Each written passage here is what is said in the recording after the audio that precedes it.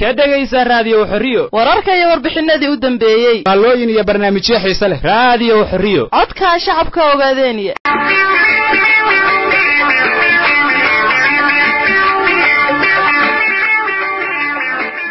واتاي dhageystayaal haatanna waxa idinku soo foolay waraysi xiiso badan oo aanu la yeelanay nafti hore maxamuud sooco oo taliyaha qaybta birjeex ee ciidamada qalabka sida nafti huraha ayaanu waraysigan waxyaabo badan ku weydiinaynaa oo ay ka mid yihiin xaaladda uu ku sugan yahay wadanka ogaadeenaya xaaladda halgan ee ay ku sugan yihiin iyo waliba kooxda hawaarinta ama maleeshiyaadka hawaarinta ama liyu booliiska iyo habqankoodii ugu dambeeyay xaaladda uu ku sugan yahay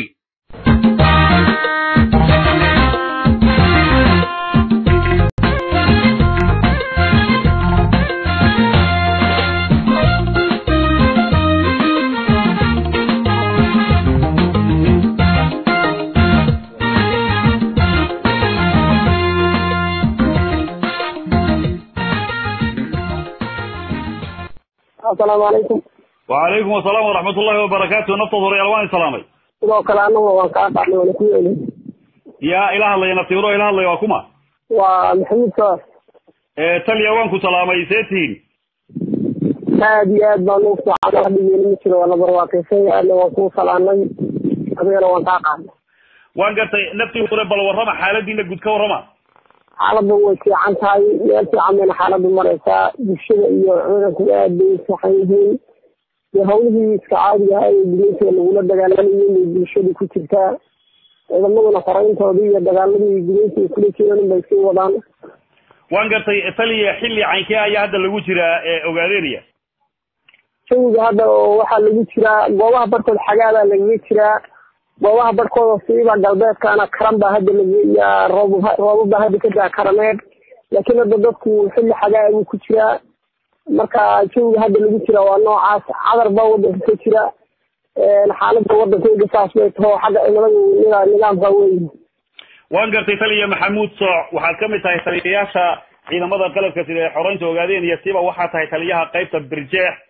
hawlihii guud ee aad gumaysiga kula dagaalamayseen ciidamadooda iyo dabaqoodiyiinta ama hawaarinta ciidamada la yiraahdo xagay waxay idin marayaan ma sidii caadiga ay u socdaan inta wax isbedela jira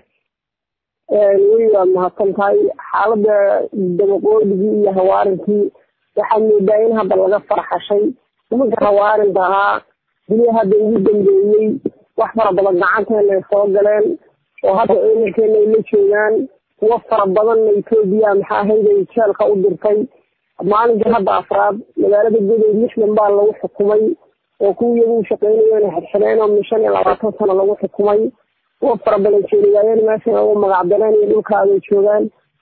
وفر بدن حق عمل إثيوبيا قرية وقالين إذا بنت السبع أكثر بدن ودك وكبهن وفر بدن شعب يسخن قلنا الرورة هذه بنقنيان فحمي دائما كهوارث إنك لا فرح شيء dabaqoodigaas oo dhan markii la isu wadageeyay moraasla fara badan iyo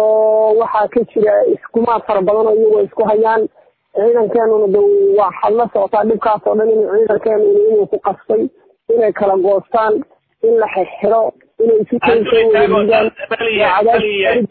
عندي تاجو لحدنكا hawaarinta ama liyu booliiska ee lagu xidhay goday ee lagu xukumay goday ee aad hadda sheegtay bal iga yarda raggaas goday baa lagu xukumay 6 nin weeye 25 sano lagu xukumay waa raggii saraakiisha hawaarinta ahaa waayadii hadda ugu dambeysay xidhxidha way wadeen ragga barkood hadda galbeedka korii Itoobiya loo qaadayaa la leeyahay war halkaada lagu deynayaa la leeyahay saraakiisha ugu sartay sida kamida maalinkii afraad baa ragga la xukumay arintaas markay dhacday afar nin oo raggii maxkamad ku sheega ahayd ragga xukumay markii ay kala taray jijiga tageen baa iyagana la xukumay oo iyagana la yiri mar haddii ku soo xukumay inuu jeelka gala ma garanayno dadka leeyahay ahaayeen sabab iyaga hadana loo xidho iyagana waa lagu daray marka nimanka xaaladooda waa noocaas waa gatay marka sababta loo xidhayo ma baxsigooda batay in ay baxsadaan baa laga yaabay halka codkaaga aad biiga go'gaaya marii cilada raali waan gatay xidhida la xidhayo dadka hawaarintaas aan idhaahdo ee la xukumay 25 sano maxaa loo xidhayaa ma baxsigoodii oo batay daraadii in ay baxsadaan baa laga yaabay raggaasi muddooyinka hadda ugu dambeeyey 3 bilood ugu dambeysay baxsi fara badan ee kala go'an sidaa jiray kala shaki baa yimid waa la is-aamini waayey arrintaasaa marka horseeday in waxa wixii dhaqaaqaba la xidho kuwii laga shakiyo in la xidho kuwii maxay ahayd kale maxay kuwa kaaga dhawaa hebel buu saaxiib la ah la odhan jiray in la xidho unugtii tusaale ay laba nin ay ka goosatay ciidankeena uu tagtay in la unugtiina oo dhan waa ogeydeen kala shakigaan baa arrintan horseeday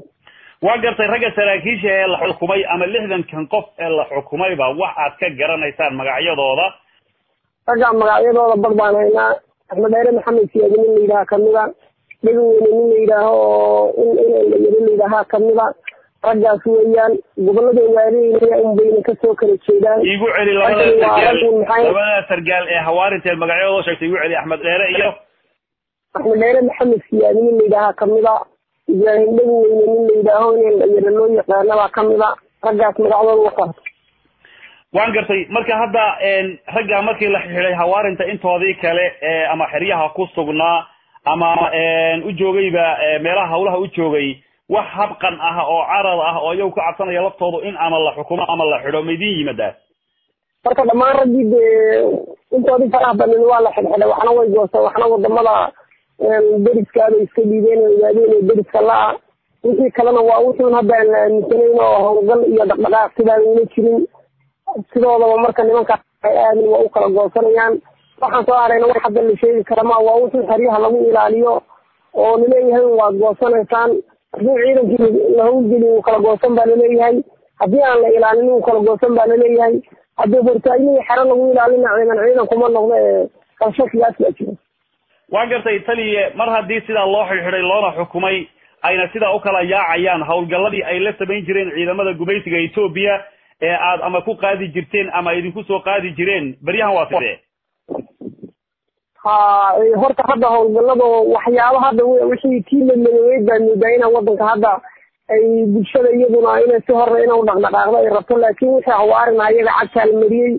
waxa aad u tiran yar aad u tayo hooseeya oo dhaqaale jirin oo moraal jirin oo misma jirin oo qalab jirin waayo nimanka markii la arkay inay qalabkooda soo galayaan qalabkii dhaqaalihii iyo dhismihiiba waa lagala laabtay kala shaki fara badan baa jira iyagi marka hadda waxaad moodaa in haddana la leeyahay maxay habar dhalwada aleela ku waalatay warbaleedana dhinaca ma ka maraa oo tiimadooda gelinaa oo ma ku dhex daraa hindisa noocaasa jira laakiin nimankaas waxa ugal hadda ay samayn karaan ama tabar ama dhaqdhaqaaq loo leeyihiin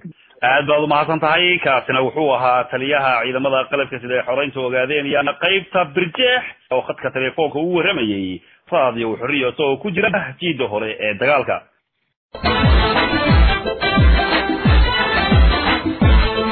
Warkiyo